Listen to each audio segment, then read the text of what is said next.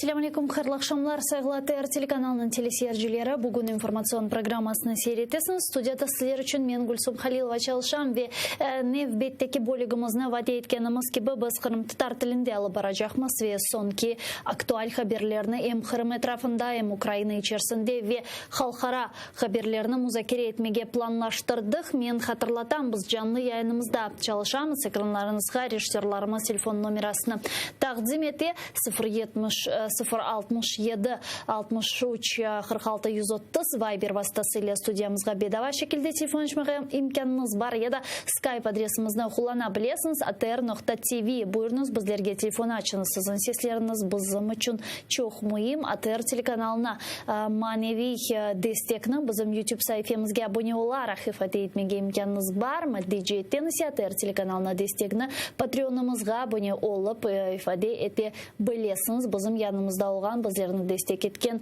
herkeslerge teşekkürlerimizni bildiremiz. Sağ olunuz. Sağ dostlar, men sonki bu yayınımızı, bugünkü yayınımızı aktual haberler sırasından elbette ki işgal etilgen Kırım'daki hadiselerden başlamağa isterim. Malum olğanı ki bugün Rusya'nın Rostov-na-Donu şehrinde Cenubi Harbiy Mahkemesi'nde 4 siyasi mahbusumuzga hüküm çıkarıldı. Dehşetli hükümlerini işgalciler kanunsuzca, adaletsizce bizim vatandaşlarımızga maruz bıraktılar böyle hükümge ve advokatların aytkanına göre elbette ki onlar tezden şikayet davaları açacaktır ama bunun ile ilgili hiçbir umutlarını da beslememekteler. Bugün çıkarılgan bu hükümler sebebinden Ukrayna Yukarı Şurası'nın insan hakları temsilcisi Людмила Denisova böyle ayttı. Kelini son статусını beraber dinleyik. Наші громадяни отримали максимальні терміни відбування покарання у колонії суворого режиму. Лінур Халілов – 18 років, Руслан Месутов – 18 років, Руслан Нагаєв – 13 років, Ельдар Кантеміров – 12 років. Також відповідно до судової ухвали всі вони впродовж перших 2 років перебуватимуть у тюрмі, а після відбування покарання будуть обмежені у свободі пересування та вільному виборі місця проживання протягом року. Попереднє слідство і суди над кримськими татарами, які були затримані 10 червня 2019 року, тривали впродовж 2 років. Bizler şimdi canlı bağda Kırım Tatar Milli Meclis Reisi Rifat Ağa Çubarov var. Rifat Ağa, selamun aleyküm, merhabanız. Selamun aleyküm. Rifat Ağa, bugün ne yazık ki böyle nevbetteki kaygılı ve kederli haberlerini Kırım'dan aldık. Siz de görgendirsiniz. Bizim semedeşlerimizge, 4 semedeşimizge karşı ikene dehşetli böyle hükümler çıkarıldı. Advokat Aydar Ağa Azamatовның aytkanına göre bazıları için bu hatta idam olabilir. Çünkü onlar 60 yaşından da 60 yaşını geçtiler ve 18 yıl hapis cezası onlar için idam olabilir. Siz bunun ile bağlı ne aytardınız? Gerçekten de o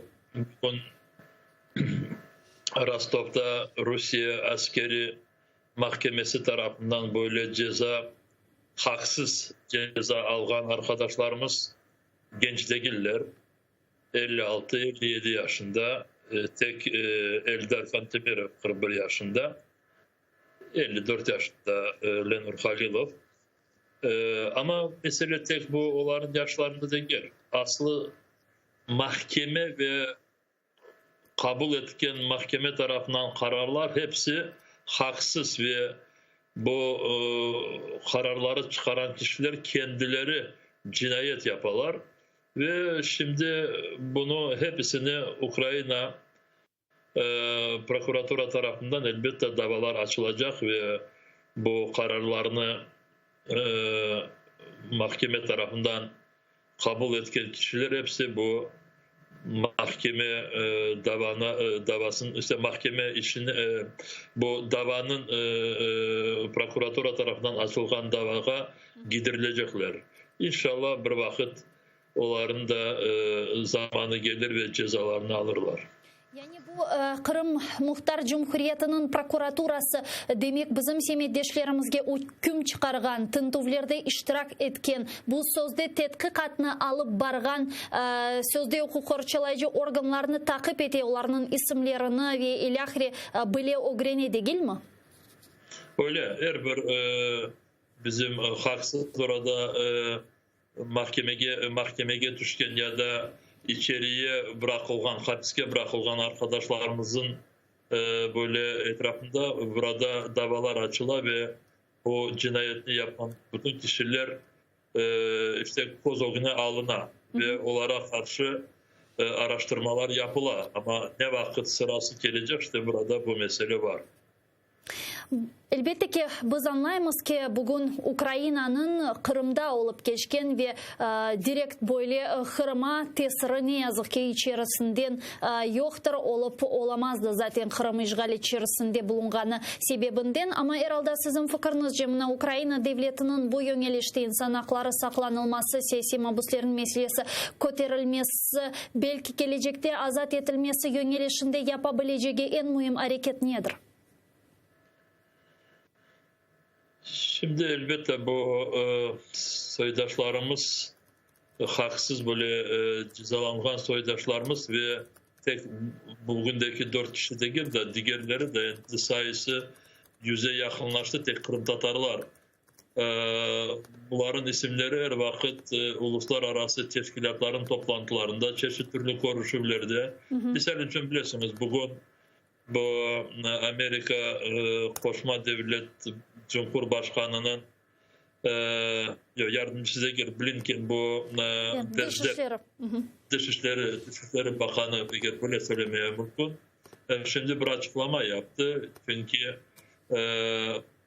bu siyasi mahpusların birisi tarafından yazılan mektubunu aldı da ve ona açık cevap verdi. Dedi ki tek siz değil, sizden beraber Kırım'da bütün bu haksız hapiste bırakılan kişiler azat oluşu gerek ve Amerika Koşma Devleti buna çalışacak diye böyle bir devlet adından fikirlerini bildirdi.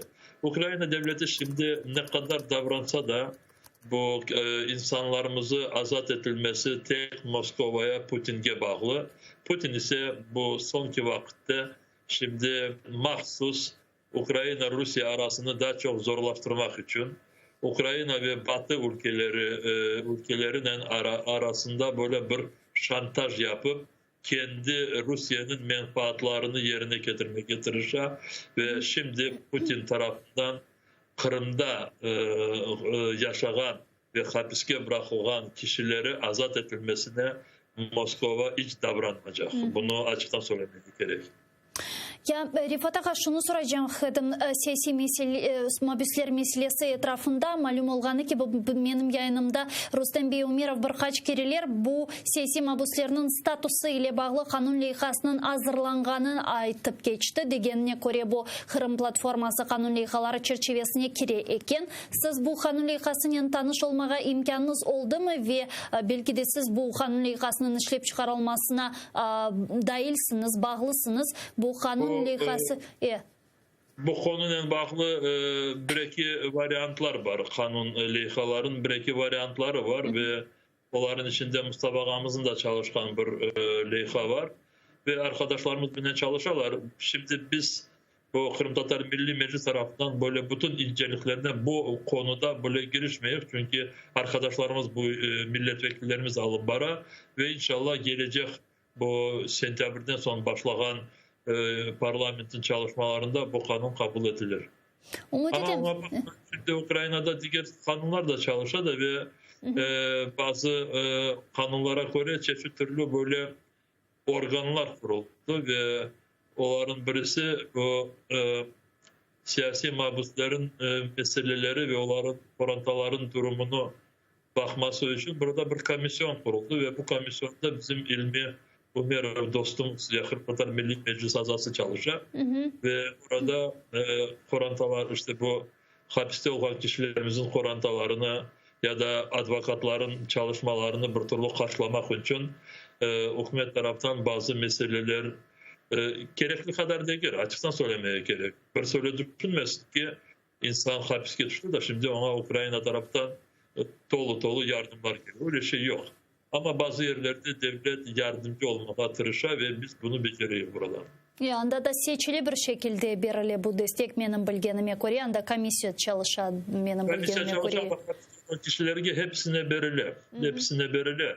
Ama gene de diyeyim ki bu berili degen işte tek bazı masraflarına yetişe advokatların hakları var. Çünkü bizim insanlarımızın mahsus olar Rusya'ya göçüreler ve Rostov'da ya Stavropol'da ya diğer yerlerde mahkemeleri çok varmaya gerek, sık varmaya gerek. Bazılarını bu ceza kararlarını kabul etken son ya da çıkargan son bu Başkırtastan ya da Sibirya tarafa gönderirler.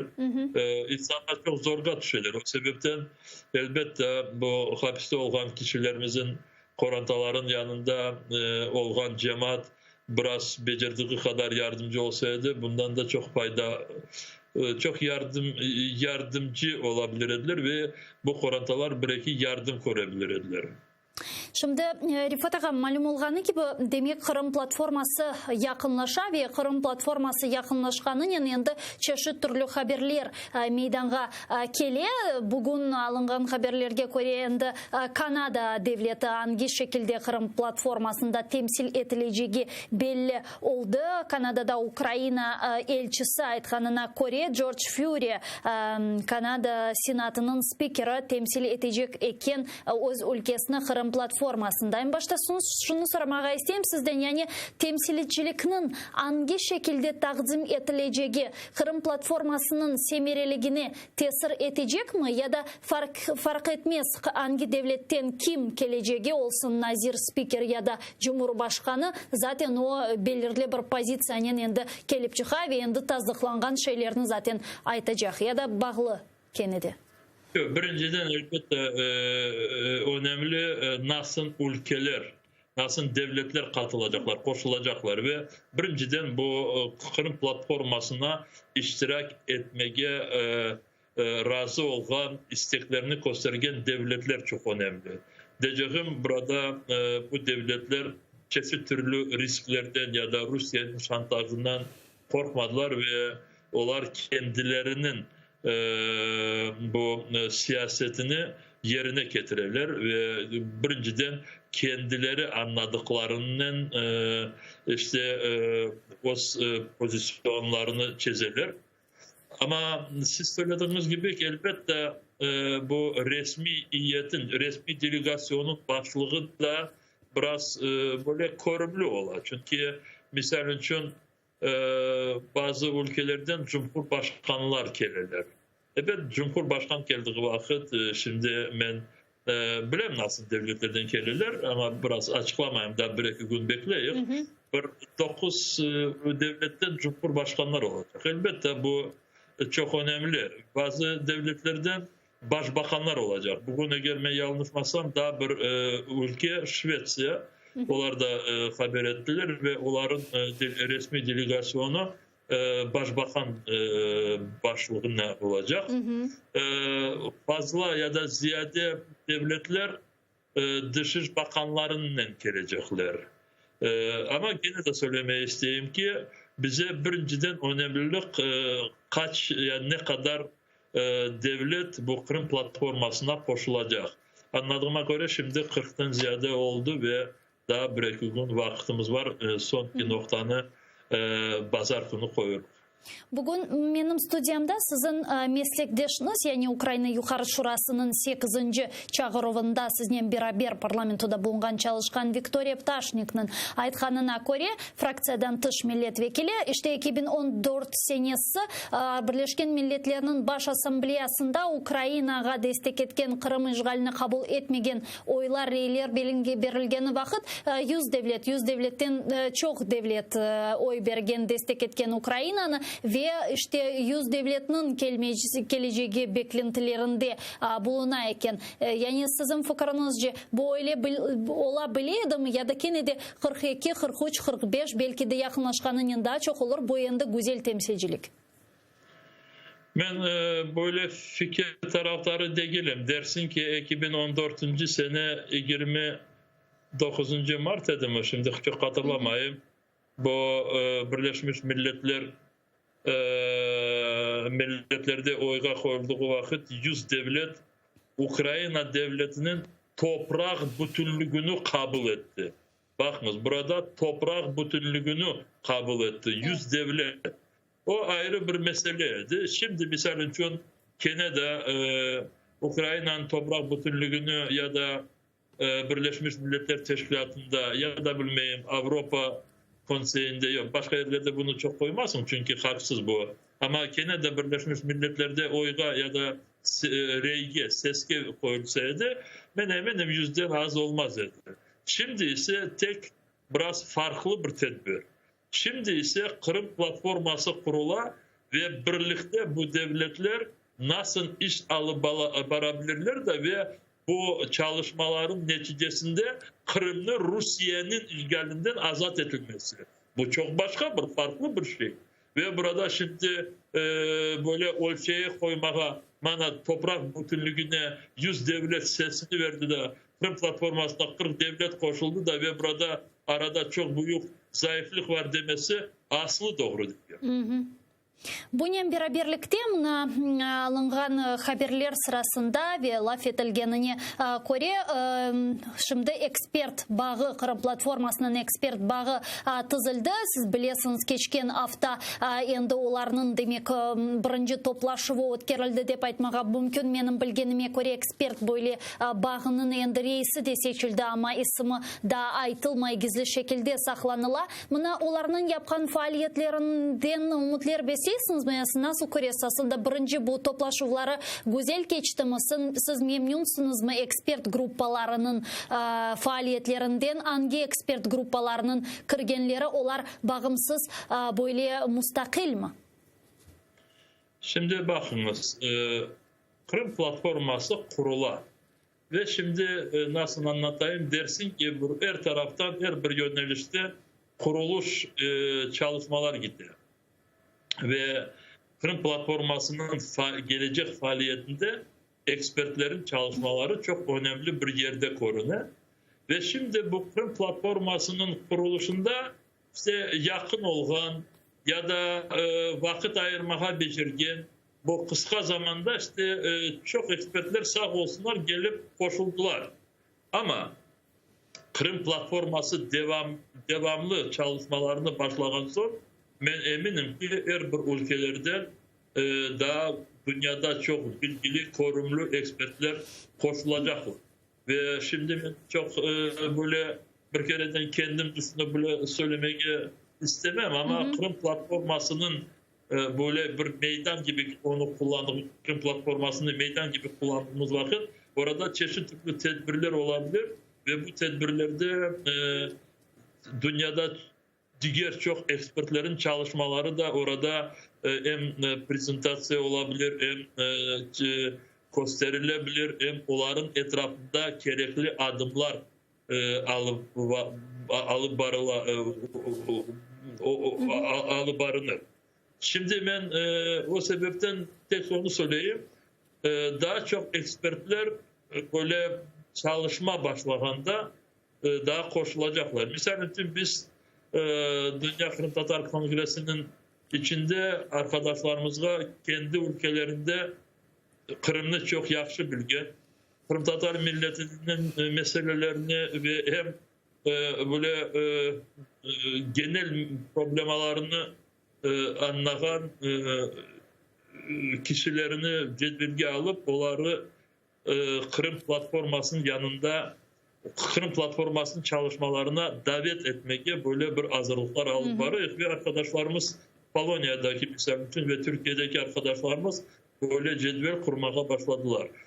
Şimdi bilirsiniz bazı böyle biz sizden de Atelier çalışkan jurnalistlerine konuştuk vakit çok suallerimize böyle gerçek cevaplarını bilmeyiz. Çünkü gerçekten de bazı sualler cevapsız kalır ve tek kendimizden değil de ya da Ukrayna'nın tek fırsatlarından kullandığı değil, dünyadaki çok böyle tecrübe olan, bilgi olan kişilerini buraya toplayıp çalıştırıp ve onlar göstergen yolları işte devletlerine esaslanıp onların bütün bu güçlerinin bu ekspertler tarafından göstergen adımları yapması ve inşallah bu ekspertler tarafından düşünüp çıkarılan adımların bazıları Kırım'ı Rus işgalcilerden azat edilmesine yardımcı olabilir deyip onu umut ediyor.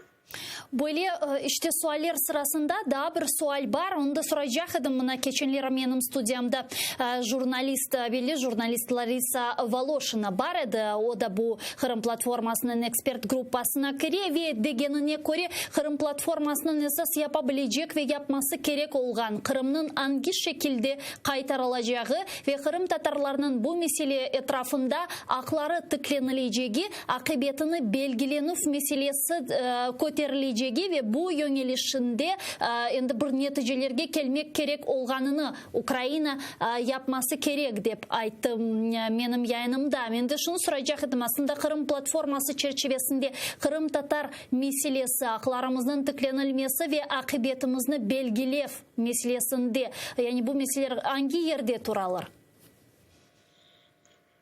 Şimdi bu başlıklar korusundan başka ya da bu zivre diye işte summit, bu devletlerin cumhurbaşkanları ya da başbakanları ya da dışişleri bakanları toplantısı olacak platformanın başında ve orada Mustafa Ağamız söze çıkanlarından birisi olacak. Eminim ki Mustafa Ağamız kendi çıkışında çok çıkışıga orada vakit ayrılmıyor. Mustafa Ağa'ya 1 dakika ayırdılar. Diğerlerine 3'er dakika. Elbet Ukrayna Cumhurbaşkanı biraz ziyade konuşacak. Ama eminim Mustafa Ağamız bu 5 dakika konuşmasında mutlak Kırım Tatar milletinin kendi toprağında muhtariyetini kurmasına hakkı olganını Mustafa Ağam orada mutlak açıklayacaktır. Bu birincisi. Ondan sonra bilirsiniz 2-3 ay evvelsi Avrupa Konseyi'nin toplantısında Ukrayna Avrupa Konseyi arasında çalışmalar, işbirliğe bağlı böyle bir rezolüsyon kabul edilmişti ve o rezolüsyonda 62. paragraf Kırım'ın geleceğini Avrupa Konseyi tarafından gösterilmişti. Kırım'ın geleceği Avrupa Konseyi'nin fikrine ve oradaki milletvekillerin fikrine Kırım'da Kırım Tatar Milli Muhtariyet kuruluşuna Avrupa Parlamento kol tuttu. İşte benimce Avrupa Parlamentosu tarafından burada platformada iştirak eden milletvekiller bu meseleyi kotarabilirler. Demin de gelin. Ama sonra 3 panel olacak. Ve bu panellerinden birisi işte bu Kırım'ın geleceği. Kırım Tatar milletin geleceği. Ve burada elbette bizler mutlak bu meselelerini açıklayacak.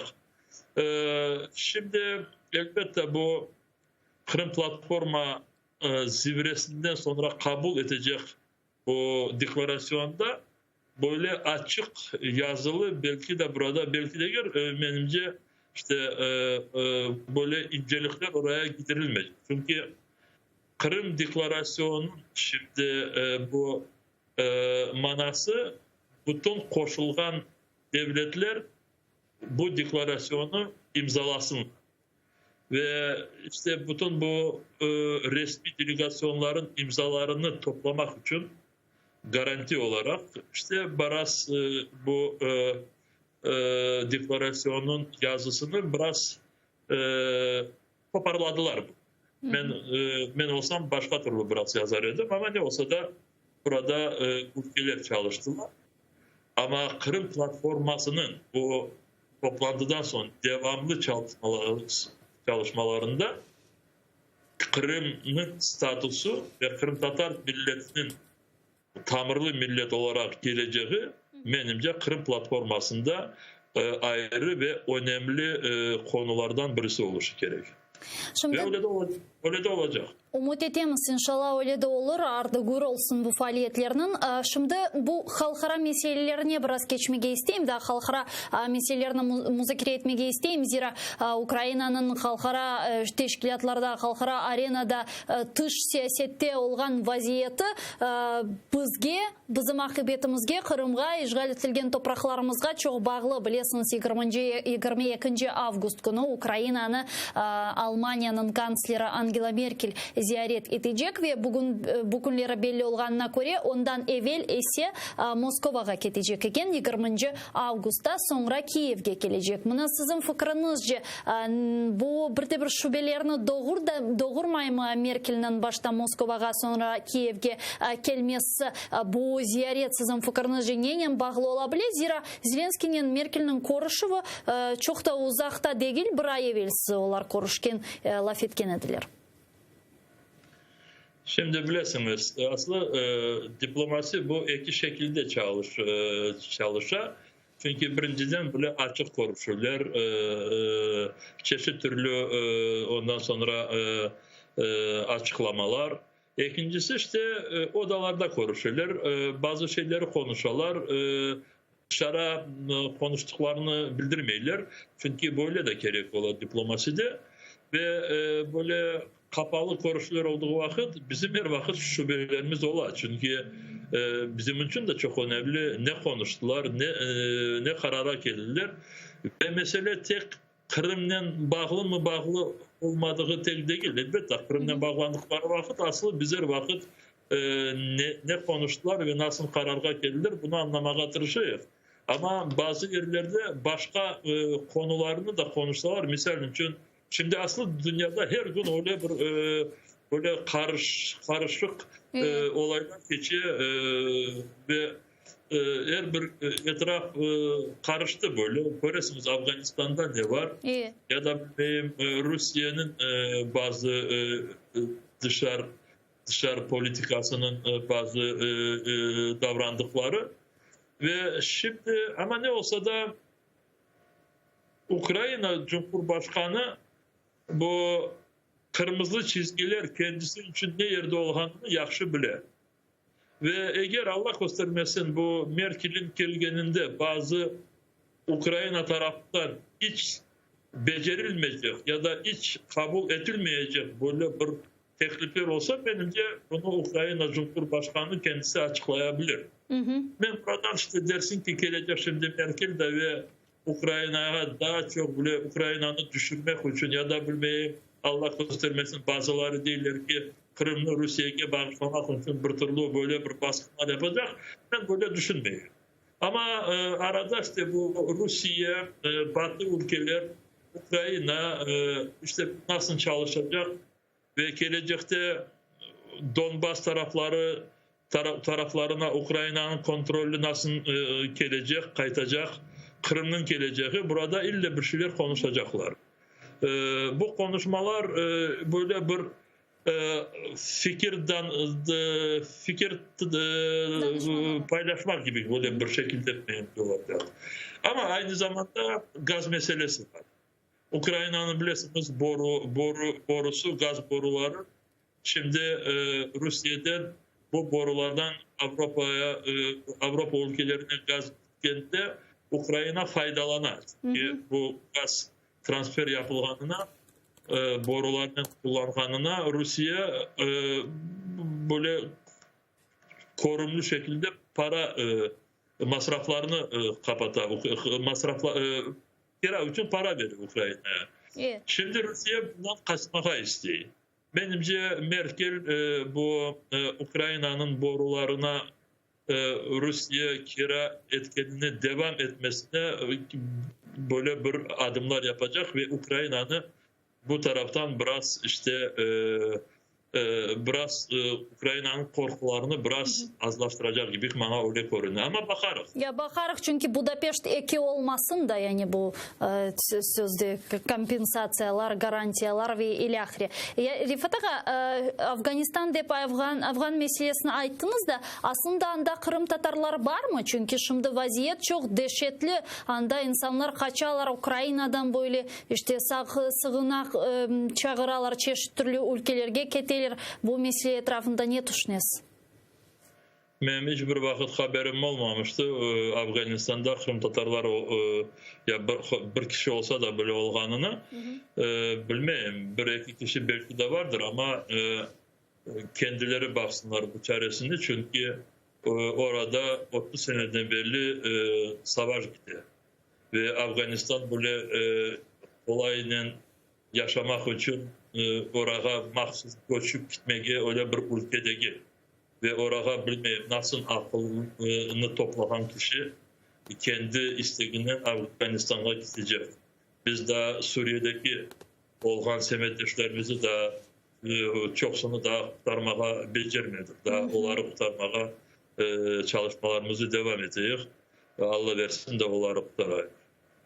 Mına çünkü men ne için bu mesele etrafında laf ettim de çünkü Amerika Birleşken Devletleri malum olğanı gibi Afganistan'dan özünün demek ordularını çekti ki Afganistan'da olar 20 yıldan beri bulunaydılar ve eğer ki böyle çekilseler Afganistan burada NATO'dan tış onların ittifakdaşı olay yani Ukrayna bu mesele etrafında sizince buna nasıl bakmalı burada bir dersler çıkarmalı mı özüne?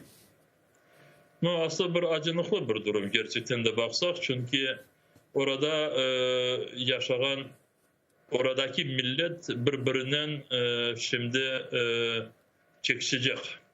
Birbirinden belki de savaşlar da açabilirler. Elbette orada da çok milletlilik, bile farklı milletlilik var orada. Puştunlar, diğerleri, Özbekler,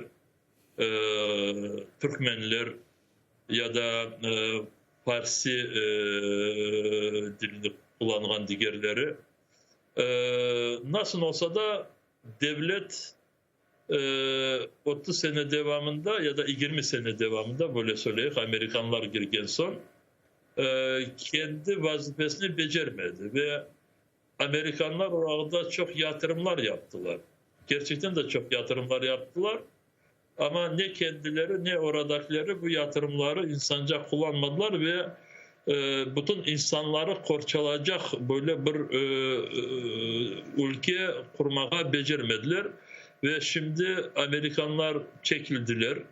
Çünkü onlar da şimdi çok orada hem masraf yaptılar hem insanlarını kaybettiler, askerlerini. Ve çekildiğinden oradaki hükümet hemen yıkıldı. Düştü. İyi. Bir kereden. Ve talipler şimdi bütün iktidardalar. Her bir yerini aldılar. Onların siyaseti nasıl olacak? Şimdi daha çok böyle anlaşılmayan şekilde ama anlaşıldı ki zorluklar olacak. Çünkü böyle bir işgal etken ülkelerde çeşit türlü sebeplerden toplum da bölüne. Çeşit türlü böyle bir insanların arasında çatlamalar ola. Ve işgalciler giden son bu evveldeki baskında olan kişiler Halep'e kazandık deyip endi onlarını bir vakit onlara baskın yapan kendilerin semedeşlerini onlara bir türlü zorluklar çıkarmaya başlaydılar.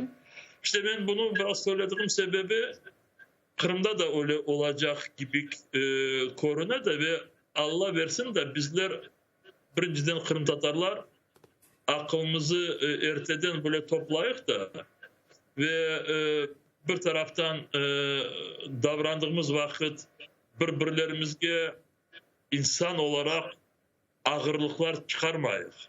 Şimdi bana orada Rus işgalcileri ve onlara açıktan hizmet etken bazı bizim semedeşlerimiz var.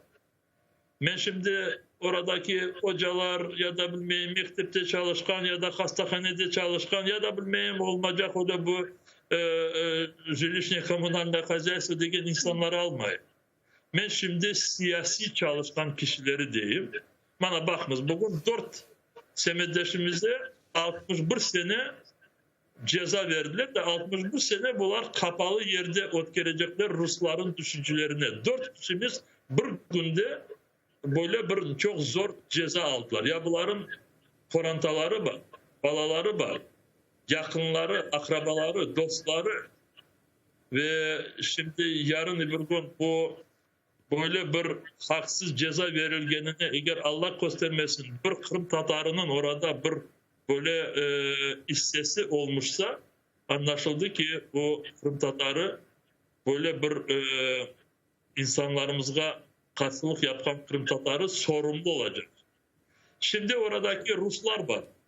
ve onlar açıktan açık bazıları bizim milletimizge çok karşılık yapar. Gerçekten de açıktan yapar. Onlar da sorumlu olacaklar.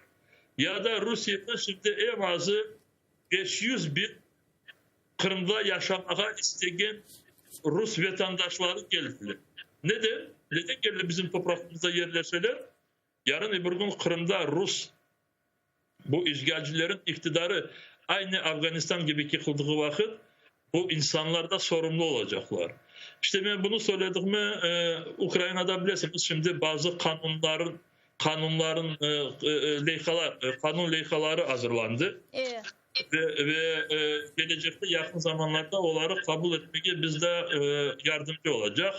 Perehidne, Pravosudye ve diğerleri. Ve orada işte o işgal rejimde yaşayan kişilerge bizler bazı bir taraftan hem kolaylık hem bir taraftan böyle bir çizgiler gibi böyle bir göstermeye isteyik de insanlar böyle bilirsiniz hiçbir vakit değişmez diyebilmeyin başka bir sebepten diğer insanlar haklarını basmasınlar. İnsanlar ne yapsalar yapsınlar ama diğer insanlara kendilerini düşman gibi Ruslara hizmet etmek için diğer insanlara düşman gibi davranmasınlar. Çünkü bir vakit Rusya'nın rejimi aynı bu Afganistan rejimi gibi düşecek. Ben buna eminim. Düşecek. Ve buna endi hazırlık yapmak gerek ve o günü aldırmak lazım değilsiniz. Ya Allah'a şükür bizim kişilerimizde ben gerçekten de söyleyeyim bu Kırım Tatar toplumunda böyle açıktan açıkta varıp da bu Rus işgalcilerine hizmet edip de bilirsiniz ana bu evde bilmeyim terörist yaşay ya bu evde bilmeyim düşman kayını yaşay öyle kişiler bizde varlar. Ama yüzlerinden de girdi. Bir 50 kişini biz kendimiz endi biliyoruz ve bu kişiler de biliyorlar biz onlarını bildiğimiz. Bu kişiler erteden yakından zıvacaklar ya da çok sorumlu olacaklar. Çünkü birisi birisine hak vermedi. Bir Tatar ikinci Tatar'a karşı kim olsa olsun Kırım'da kim olup Kırım'ı işgal etsin, bassın ama hiçbir vakit bir Tatar ikinci Tatar'a düşman olmayışıdır. Çok sağ olun Rifat ağa. Büyük teşekkürler yayınımızga bağlanıp suallarımızga cevap bergeniz için. Kırım Tatar Milli Meclis reisi ve Bütün Dünya Kırım Tatarlar Kongresi'nin prezidenti bizle canlı bağdaydı Rifat Çubarov. Sayılı dostlar, men ne yazık ki yayınımını mecburum bitirmege çünkü bir dakikadan sonra Zaman informasyon programması sizlerine selamlayacaktır. Sonki en aktual haberlerini şimdi seyretiniz bu haberlerimiz sizin için hazırladı. Meni Allah hizmet etse endi sizlerini yarın selamlayacağım. ATR teлеканалы ile olunuz. Görüşkенче dostlar.